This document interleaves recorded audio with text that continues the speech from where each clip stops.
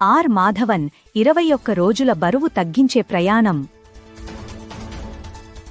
Are Madhavan కేవలం కఠినమైన శాకాహార ఆహారంతోనే 21 రోజుల్లో బరువు తగ్గాడు.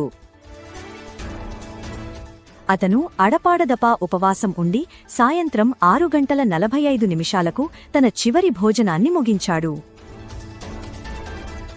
జీర్ణక్రియ మరియు పోషకాల శోషణ మెరుగుపరచడానికి మాధవన్ 45 నుండి 50 సార్లు ఆహారాన్ని నమిలాడు.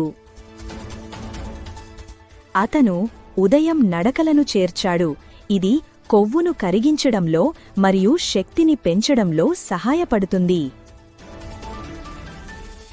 మంచి నిద్రకు ప్రాధాన్యత ఇస్తూ అతను పడుకునే 90 నిమిషాల ముందు స్క్రీన్లను చూడకుండా ఉన్నాడు. ద్రవాలు మరియు ఆకుపచ్చ కూరగాయలు ఎక్కువగా తీసుకోవడం అతని జీవక్రియను మెరుగుపరచడంలో సహాయపడింది. Download ShareChat.